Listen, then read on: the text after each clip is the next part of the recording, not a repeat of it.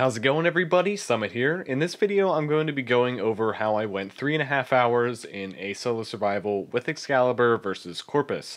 Now, I did do this with regular Excalibur as I'm not on PC, so I don't have access to Excalibur Umbra yet. However, the builds are almost exactly the same between Excalibur Umbra and regular Excalibur, and obviously, if you already have Excalibur Umbra, if you're on PC or you're just watching this in the future, it's going to be even easier to do it with him. So without further ado, let's jump right into the gameplay. So here we are, 114, about 115 minutes in, so right before the 2-hour mark. Now I'm going to be trying to jump between the 2-hour mark all the way up to 3.5 hours and explaining what I'm doing and why I'm doing it, and then also going over the build at some point in the meantime, and you can just continue to watch the rest of the gameplay if you care to do so. Also, if you want to check out the full run, basically the whole thing from as soon as I started it to all the way through 3.5 hours in, it's like a 4-hour long thing, so I wouldn't suggest watching the whole thing, but that's going to be on Twitch, so you can check out my Twitch. It's going to be a link in the description. I'll leave the video right there if you want to see the full thing and to make sure that it wasn't cheating.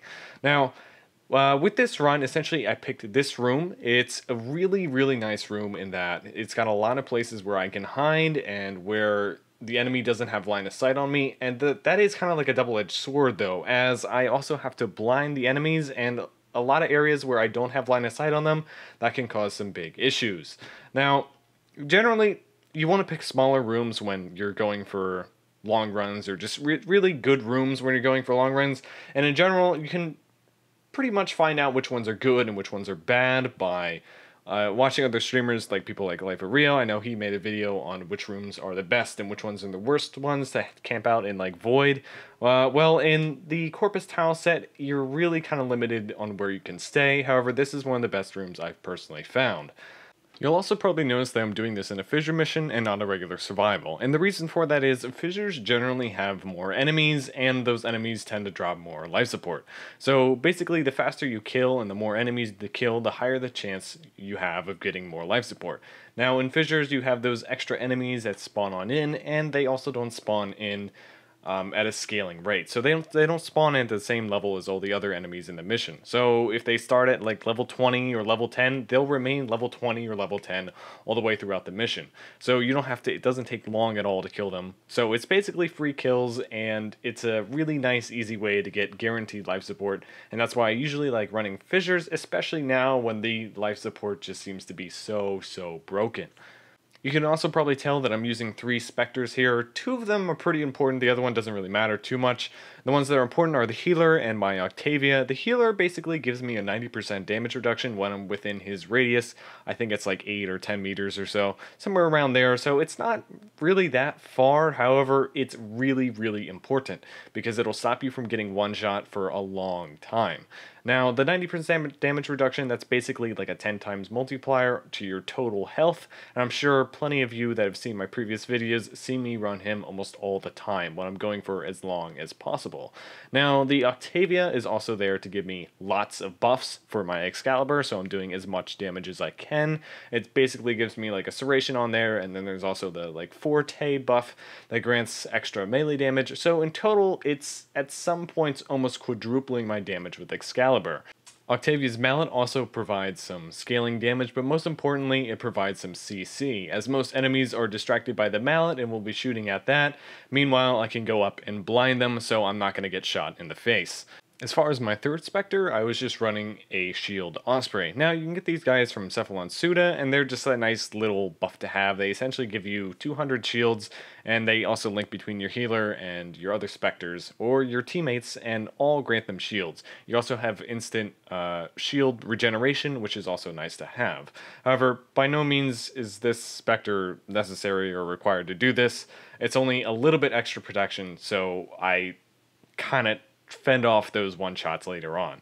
Anyways, now I'm going to quickly show you the builds for both my Excalibur and my Exalted Blade, and then we can move back on to the final portion of the gameplay where I'm going from 3 hours to the 3.5 hour mark. Okay, so now I'm just going to quickly go over the build that I was using for this run, and it's going to vary a little bit between regular Excalibur and Excalibur Umbra, because obviously Excalibur Umbra has those extra Umbral mods, and his abilities are slightly different from regular Excalibur. Now, I'm just going to go over the regular Excal build, and then I'll tell you what would be changed on Umbra if I was running Umbra. Now, as far as my aura, I had growing power. This, however, is dependent on how much power strength you have. Since I was at 100% power strength, I was running growing power. That will give me more damage than steel charge. However, if you're at more than 100% power strength, like if you're running either that Umbral mod or you got like energy conversion on here, then make sure that you run steel charge because it's going to be better in that respect. Unless you're running like a maxed out Arcane Fury. But in general, just growing power or steel charge. If you got extra strength mods on, then run steel charge. In general, that's a pretty safe bet. I got enemy sense on here. Obviously, enemies are alerted to your position when you have enemy sense on, and it's just easier to find and kill enemies in this way. Now, I got Vitality, Prime Flow, Chromatic Blade. Obviously, Chromatic Blade is amazing, and especially amazing when fighting Corpus and just modding purely for gas. Now, I also have Stretch on here. Stretch is actually pretty important because you need it. Well, it depends partially on where you're camping, but I find that 100% range is kind of sketchy with Excalibur because there are enemies that I feel like should be blinded and they're just not close enough to be blinded. And it does leave a little bit of room there to get killed, so I suggest running Stretch. However, you don't have to run Stretch. Prime Continuity is obviously just on here for a little bit more duration and to counteract Fleeting Expertise. Quick Thinking is for extra tankiness so I don't die in one shot for a longer period of time. And we got Fleeting on here for extra efficiency and Streamline for even more efficiency. Now, if you're running Umbra, it's kind of required for you to run Natural Talent, and I don't have it on this build, and that's because of Howl, with its casting time being quite a bit longer than Radial Blind. However, in general, Umbra is still a better Warframe compared to regular Excalibur for long runs, I feel. So it's not that big of an issue, especially with the Umbral mods. You can definitely mod them out. However, Natural Talent does take up a mod's place, which is kind of annoying. At the same time, it doesn't really matter in the end. As far as Arcanes go, I was running Arcane Guardian and Arcane Energize.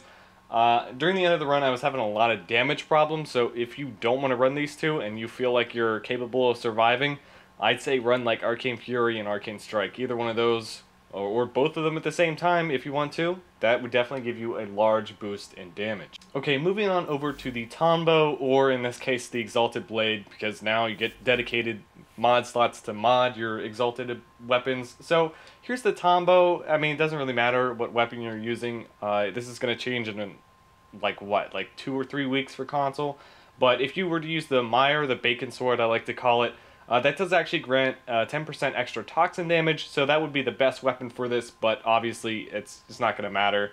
I don't even know if it's worth getting because it's going to be changed in a couple weeks. And on PC it's already changed. Now, this is the build. This was not the exact build I was running for the actual run. Obviously, I had Smite Corpus and not Smite Corrupted, and it's been changed a little bit. But in general, the same build is... It's pretty much the same build that I had on here. So Prime Fever Strike, sorry, and Molten Impact, those are there to create the gas damage, and the gas is amazing versus Corpus. We got the Smite mod on. Smite mod, obviously you just bend it to whatever faction you're using, that you use that particular faction mod. And obviously Smite mods are crazy because they'll triple dip into gas damage. Vicious Frost, now this is the interesting part. I actually changed this. This is a new mod I have on here. I was previously running a crit mod to make Berserker a little bit more consistent and add more damage. But once we get this far into the mission, or when I was really far in, I was critting enough and I was hitting enough enemies consistently, so I didn't really need that extra critical chance on there to make Berserker as consistent as possible. So running a cold mod on there actually increases the damage from Condition Overload, so you're going to get an extra status buff from that, and it's also going to increase the status duration. So when the enemies start taking more than 6 seconds to kill, which is just how long gas lasts for, around 6 seconds or so, but essentially as soon as it starts taking longer than just one gas whole rotation to go through, at that point then Vicious Frost really becomes a lot better than running another 60/60 mod on here and just running it for pure gas. Now, as far as everything else, it's pretty self-explanatory. Condition Overload, obviously amazing. Prime Pressure Point, obviously really good. Basically necessary to have on there. And then Berserker and Prime Fury, I like running both of these on here because I feel like the just fire rate of Exalted Blade isn't enough just with Berserker on, and when you're fighting Corpus, the nullifiers, you really want to take out their bubbles as fast as you can. Now, I wasn't actually, for this whole run, I was not running a primary. I did have a secondary equipped, but I never used it, so this is purely an Exalted Blade build, and it can take you really, really far. Moving back on over to some gameplay now, I'm right around 200 minutes in, and you can see that the enemies are like right about 2700, and this is actually really interesting, because unlike most survivals where the enemies stop scaling at 2100, and then they just don't continue anymore. It's just a really linear, slow process all the way up to level cap, which usually takes like 14 hours to get to.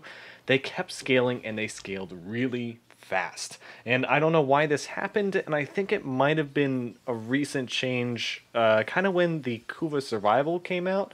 I'm thinking that's when Digital Extremes changed the way that the scaling and survivals worked in general. Now, I'm going to have to do a long run in the future and figure out exactly what's going on and how the scaling has changed from what it was, because originally it was just get to like 190 minutes in, and then it's 11 levels per minute all the way to the level cap. So, but now, just by 3.5 hours, I jumped all the way up to level 3800. More than 1,500 levels above what it should have been at that point. And this enhanced scaling only amplified another issue, and that issue is life support. As I'm sure most of you know, to grab life support, the easiest way to do it is, or just to maintain life support, the best method of doing so is killing as fast as you possibly can. And as soon as your KPS falls down to the point of where you're no longer consistently grabbing life supports or personals to keep up those large capsules, that's when you start to drain those large capsules, and then you start moving from room to room, and then it only drains even faster because it takes time for the enemies to move from room to room. Here, I wasn't quite at that point, and the main reason for that was it's obviously a fissure. However, I would have reached that point a lot earlier if it hadn't been.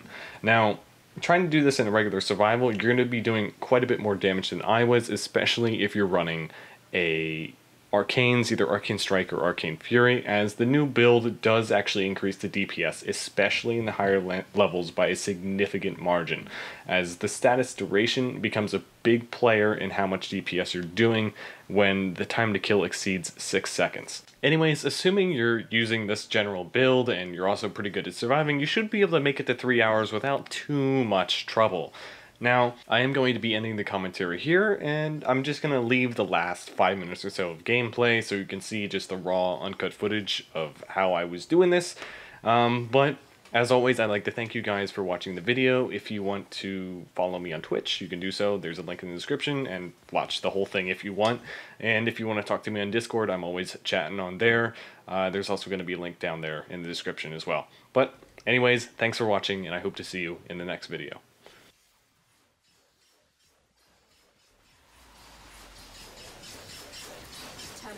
Prepare for life support.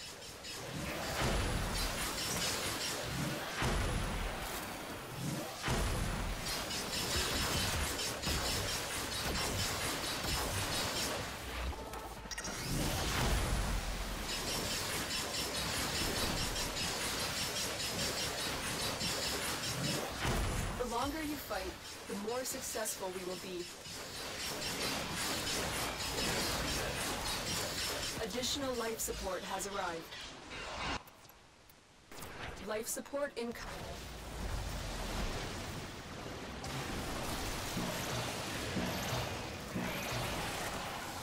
Life support activated.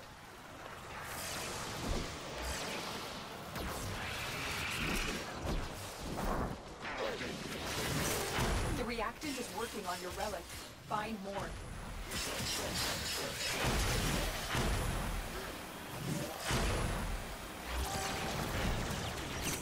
Another life support capsule is now available.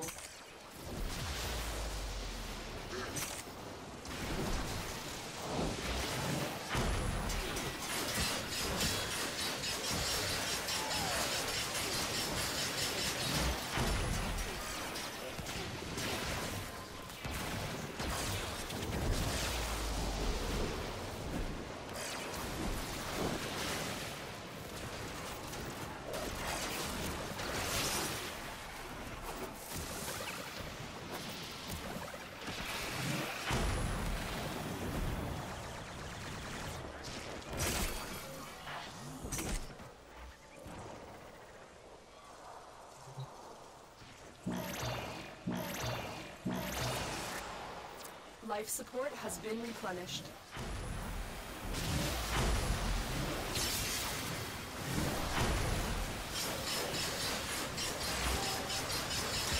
Tenno, prepare for life support.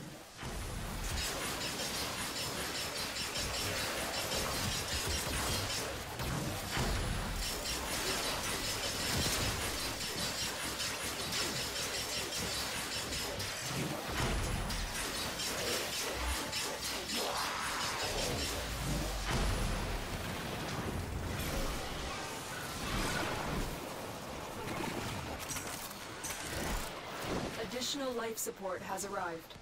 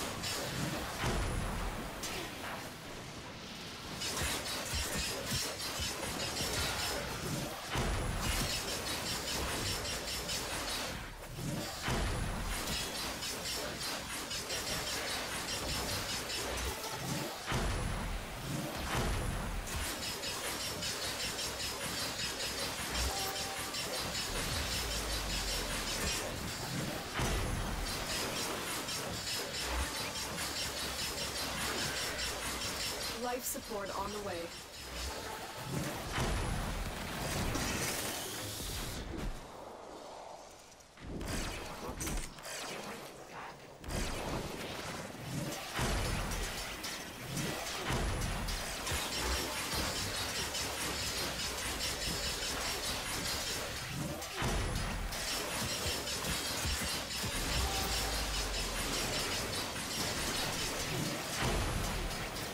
Delivered another life support capsule. Life support levels. Extraction is your best option.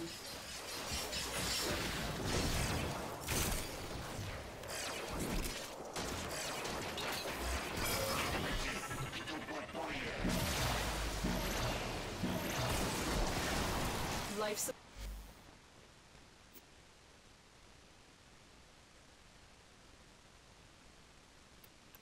Life support activated.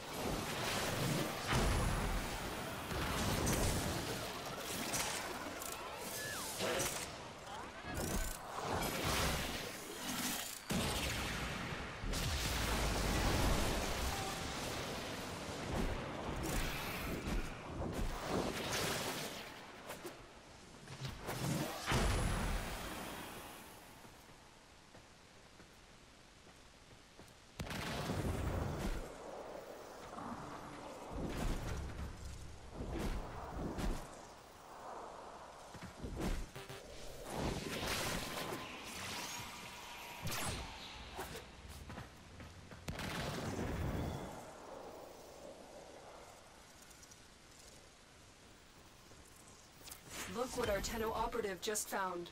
They could not do this without you.